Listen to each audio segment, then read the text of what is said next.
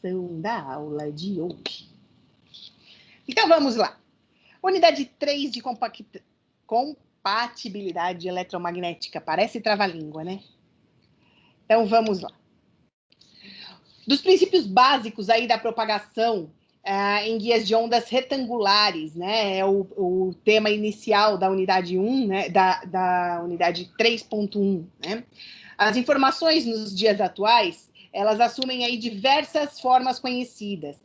Forma de voz, música, imagem, imagens fixas, imagens em vídeo, textos, e uma infinidade de dados são produzidos e consumidos diariamente, tanto nas empresas, nas escolas e também nas atividades domésticas, né? Então, daí vem, né, essa necessidade que a gente tem de conhecer como é que é feita essa propagação de informações, né? E esse vídeo aqui, deixa eu ver se ele abre o vídeo direto ou se eu preciso trocar de tela. Existe alguma coisa melhor que viajar? Claro que sim! Viajar com até 50% de desconto. Com a 123milhas.com, você já programa sua viagem economizando. E ainda pode parcelar em até... Chegamos ao capítulo 50. Tem som aí, pessoal? Da história da tecnologia. E claro que ele tem que ser... Belezinha. Primeiro, eu quero dizer o meu muito obrigado a quem acompanha o quadro, deixa o joinha toda semana e dá sugestões, porque olha, sem vocês isso não ia pra frente. E para celebrar, a gente vai fazer uma coisa um pouquinho diferente, contando uma história que torna tudo isso aqui possível. Bem-vindos à história da internet. Muito antes dos computadores serem inventados, cientistas e escritores já imaginavam uma forma instantânea de comunicação entre pessoas que estavam distantes. O telégrafo começou esse caminho e o primeiro cabo transatlântico desse meio de comunicação foi instalado em 1858. O primeiro transatlântico telefônico da Escócia até o litoral do Canadá foi inaugurado em 1956. A vontade ainda foi impulsionada pelos avanços nos computadores da época. A maioria ainda ocupava uma sala inteira e quase não tinha interface visual, mas já operava com terminais remotos de acesso no mesmo prédio. Tinha muito o que evoluir. Estamos na década de 1950 nos Estados Unidos. É época da Guerra Fria, o confronto ideológico e científico entre o bloco representado pelos norte-americanos e o liderado pela União Soviética. Um avanço antes do inimigo era uma grande vitória, como foi na corrida espacial. Por isso, o presidente Eisenhower cria em 58 a ARPA, a Agência de Projetos Avançados de Pesquisa. Anos depois, ela ganhou um D de defesa e virou a DARPA. A agência colaborava com acadêmicos e industriais para desenvolver tecnologias em vários setores, não só o militar. Um dos pioneiros na parte da informática da ARPA foi o J.C.R. Licklider, do Instituto de Tecnologia do Massachusetts, o MIT. E recrutado depois de teorizar sobre uma rede galáctica de computadores em que você poderia acessar qualquer dado. Ele plantou na agência a sementinha de tudo isso. Outro avanço foi a criação do sistema de comunicação de pacotes, um método de troca de dados entre máquinas. As unidades de informação, ou pacotes, são enviadas um por um através de uma rede.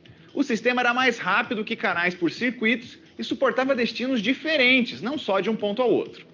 Esse estudo foi feito por grupos em paralelos, como o de Paul Barron, do Rand Institute, Donald Davis e Roger Scantlebury, do National Physical Laboratory, no Reino Unido, e Lawrence Roberts, que era da ARPA. Tem também o estudo e a implementação dos nós, que são pontos de intersecção de informações. Eles são como se fossem pontes entre máquinas que se comunicam entre si e também funcionam como um checkpoint, para que a informação não se perca durante o trajeto e a transmissão teria que começar tudo de novo. As ligações eram feitas na base do cabo e bases militares e institutos de pesquisa foram os primeiros, porque já tinham a estrutura. Em fevereiro de 1966, a rede da ARPA, ou ARPANET, começa a ser discutida. O próximo passo foi desenvolver os IMPs, interfaces de processamento de mensagens. São os nós intermediários, que conectariam os pontos de rede e dá para chamar eles de, sei lá, avô dos roteadores. Mas era tudo tão novo que a primeira conexão em rede só foi estabelecida em 29 de outubro de 1969. Ela aconteceu entre a UCLA, que é a Universidade da Califórnia, e o Stanford Research Institute, a quase 650 quilômetros. A primeira mensagem trocada seria login, e deu meio certo. As primeiras 2 letras foram identificadas do outro lado, mas aí o sistema saiu do ar. Pois é, Essa é a data da primeira conexão e também da primeira queda de conexão. E a primeira palavra transmitida foi LO. A primeira rede de nós da ARPANET ficou pronta no final desse mesmo ano e já funcionava direitinho, conectando entre si os dois pontos iniciais, com a Universidade Californiana de Santa Bárbara e a Escola de Computação da Universidade de Utah, que era um pouquinho mais longe, em Salt Lake City. A ARPANET foi o grande antepassado do que chamamos de internet. E apesar do pontapé inicial ser militar, o impulso para o desenvolvimento de toda essa tecnologia foi a educação. Rola uma lenda de que a ARPANET é uma forma de guardar dados no caso de um ataque nuclear, mas a vontade maior mesmo era dos cientistas se comunicarem e encurtarem distâncias. Em 71 já são 15 pontos na rede, parte disso por causa do desenvolvimento do NCP. O Network Control Protocol foi o primeiro protocolo de servidor da ARPANET e definia todo o procedimento de conexão entre dois pontos. Foi ele que permitiu uma interação mais complexa, com troca de arquivos e uso remoto de máquinas. Em outubro de 72 é feita a primeira demonstração pública da ARPANET por Robert Kahn em um evento de computação. Nesse ano é inventado o e-mail, uma forma mais fácil de mensagens que a gente já abordou aqui no canal. Nessa época já eram 29 pontos conectados. É nesse ano que vemos o primeiro link transatlântico entre a ARPANET e o sistema norueguês NOSHAR, via satélite. Logo depois, uma conexão com Londres, e é a partir daí que começa o pensamento de que o mundo inteiro precisava de uma rede de arquitetura aberta. Faz todo sentido, porque senão a gente só teria vários pequenos clubinhos conectados, mas não entre si, e cada um com uma arquitetura e um protocolo diferente. Daria um trabalhão ligar tudo isso junto.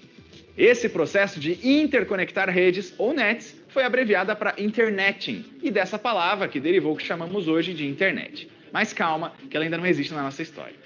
Isso porque o protocolo NCP era insuficiente para a troca aberta de pacotes entre diferentes redes. Foi aí que o Vint Cerf e o Robert Kahn começam a trabalhar num substituto. Outro projeto paralelo é o da Ethernet, desenvolvido no lendário Xerox PARC em 73. Ele é hoje uma das camadas de ligação de dados e começou como um conjunto de definições de cabos e sinais elétricos para conexões locais. O engenheiro Bob Metcalfe saiu da Xerox no fim da década para abrir um consórcio e convencer as empresas a usar esse padrão Ethernet. Bom, e ele conseguiu, né? Em 1975, a ARPANET é considerada operacional e acumula 57 máquinas. É nesse ano também que uma agência de defesa dos Estados Unidos assume o projeto. Nota como essa rede ela ainda não tem um pensamento comercial, é só militar, científico. As conversas pessoais não eram incentivadas, mas também não eram proibidas. Aí nasce o TCP/IP, o Transmission Control Protocol / Internet Protocol. Ele ainda foi e é o padrão de comunicação dos aparelhos, um conjunto de camadas que estabelecem essa ligação sem precisar reconstruir todas as redes que estavam formadas até então.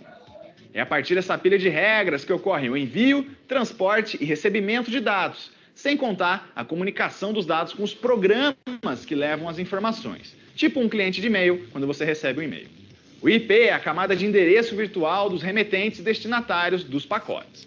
Eu sei que isso tudo é muito mais complexo do que eu estou falando, mas o nosso assunto aqui é a história. Em 1º de janeiro de 1983, a ARPANET oficialmente muda o protocolo do NCP para o TCP/IP em um novo marco zero da internet. E os responsáveis, o Kahn e o Cerf, colocam seus nomes na história da tecnologia. No ano seguinte, a rede é separada em duas. Parte para comunicações e troca de arquivos militares, a MILNET, e a parte civil e científica, ainda a ARPANET, mas sem alguns dos nós originais. Estava claro que sozinha a ARPANET não sobreviveria.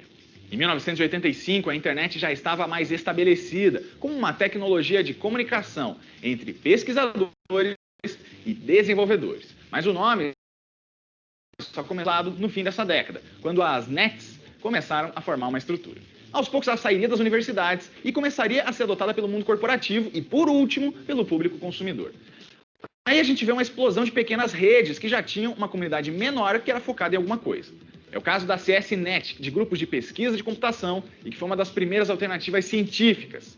Tem também a Usenet, que era uma precursora dos fóruns de discussão ou grupos de notícia e foi criada em 79.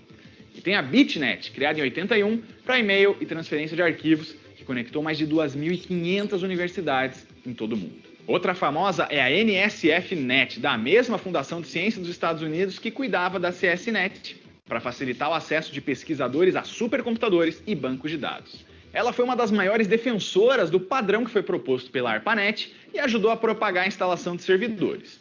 Isso culminou na formação de uma espinha dorsal, ou backbone da NSFNet, que era de 56 kbps. Quando ela se interconectou via TCP/IP com a internet no fim dos anos 80, o mundo percebeu que a internet estava nascendo definitivamente.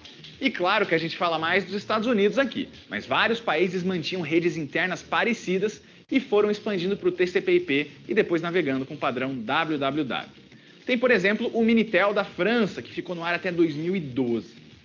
Os anos 80 servem para a expansão da ainda jovem internet e do fortalecimento da infraestrutura de conexões entre nós, especialmente a melhoria dos gateways e futuros roteadores. Na primeira metade da década, o computador pessoal nasce em definitivo. Tem o IBM PC, o Macintosh,